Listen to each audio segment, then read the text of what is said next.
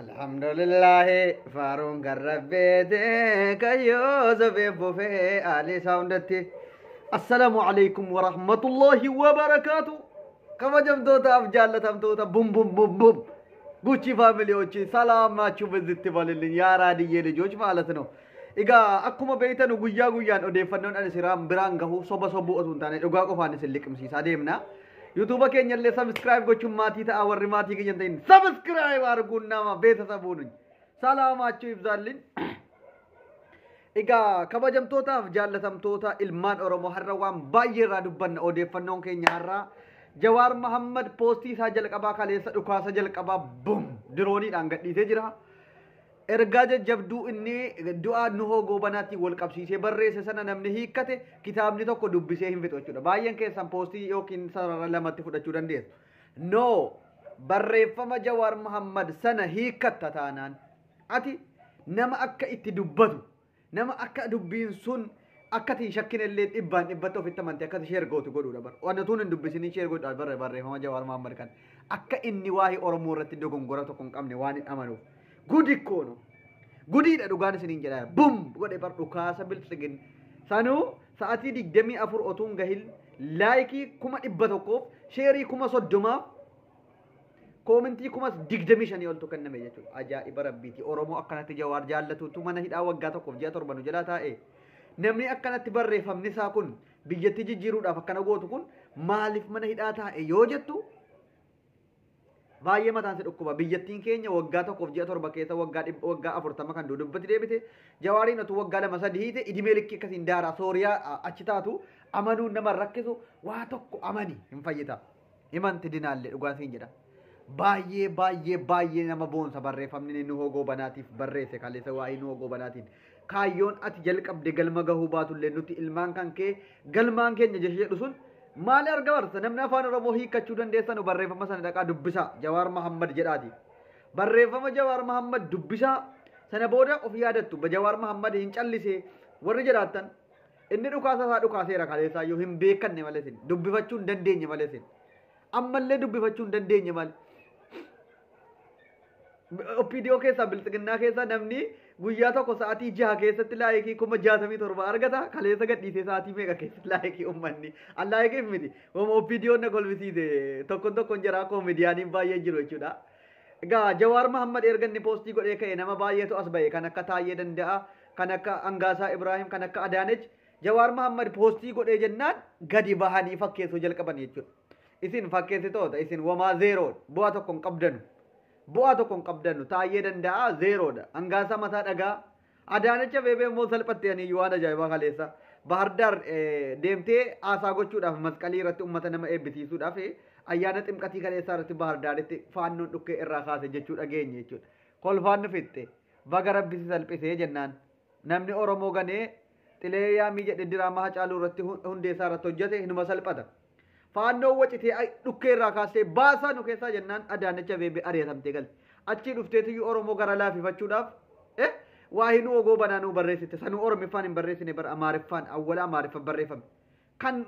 du'e artiistii Oromoo jabaa Oromooti maaliif awwala Oromiffaan jalqabuu sitti ulfaate yaa intalal kalb hayyee rakkoon qabu gaafa artiistiin naafxanyaadhaa Taamiraat moo intiniin du'u asheetuun Abiy Ahmad awwala akka inni du'een kan gabbahee boohe Abiy Ahmad miti maaliif kan nu hogaa banaa callise sobanii fakkeessuudhaaf artiistii Alii Birraa gaafachuu dhaqnee yoo hospitaalatti tirii taananii suuraa wahii maxxansanii uummata Oromoo kana garaal hin danda'amu dhiisaa diraamaa kana gaafa Hacaaluu nyaattan isinirraa barre hadda Alii Birraatiif quuqamtanii gaafa orma biraa hudduu isinitti garagalfattee isinitti dhuufuu jalqabdu har'a as deebitanii Adaanecha beebeetis ta'e Abiy Ahmad Shimallis Abdiisaa hundi keessanuu har'a gaafa jarri dhukkee isinirraa kaaftee bakka dhayxanitti isin salphisuu jalqabdu Oromootas deebi'ottanii Alii Birraatiif nama quuqame fakkaata suuraa dhayxanichitti kaasan galata tokko isiniif hin qabu namni artiistii Oromootiif kabaja qabu nu hogoo banaa qabsaa'aa dhugaadhaa kan waggaa meeqa bara ijoollummaa isaarraa kaasee waggaa meeqaaf ilmaan Oromootiif halkanii guyyaa utuu dhukkubsatu maal jedhu dhukkubsatee lubbuun darbe otuu poosti gooteellee ummata Oromootiifis ummata Itoophiyaa guutuudhaaf obsa hin gaafatin hanga yoonaa turte footoo abiyyi intini alii birraa saayyuu namni ofiin maxxansine bar nama biraatu feesbuuk irra fufuudha abiyyuun keenya kunoo dhaqee alii birraa naa gaafateedhe. Dhayxaniif poostii kan koo laaluu dandeessu barreeffama Abiyyi Ahmad gaafa artiistiin Amaaraa du'u gadi bahee poostii godhe awwala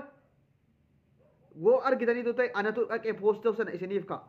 Warri arguu barbaadan taampinaalii irratti ilaaluu dandeessu. Taampinaalii yuutuubii kanarra isinii ka'a dubbisaati akka orree sammuu qabanu Abiyyi Ahmad hangam tokko Oromoodhaaf tuffii qaba. Alii birraatis ta'ee nu hoogoo banaa warri jiranullee diina Itoophiyaa Abiyyi Ahmad ijaaruudhaaf karoora qabu waan ta'aniif waa hijaraa sobee fakkeessa malee diina artiistota Oromooti. Warra Amaaraa, warra Itoophiyaa jettu warra Lummuuxii guyyaatti yoo jarri waa ta'an poostii godhee bohaa oola. Kan Oromoo kan nu hoogoo banaa garuu callisuunsaa na gube dhugaan isiniin jedha.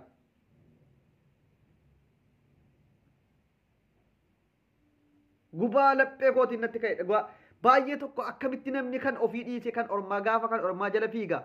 kan ofii oo maaliif iyyuu intinii ta'a kan jedhu na gube.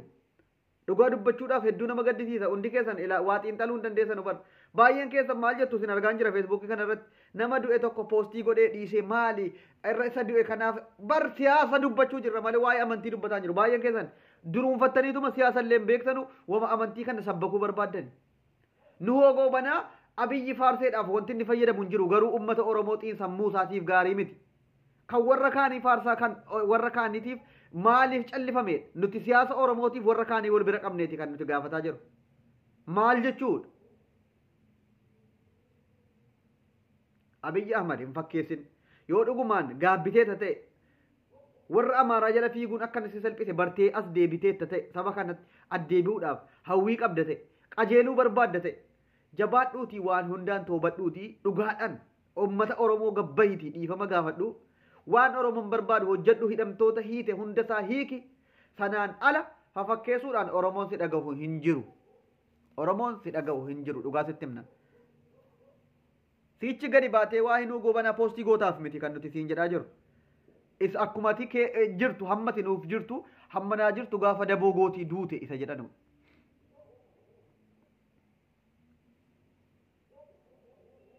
Hammanaa jirtu gaafa daboo gootii duute.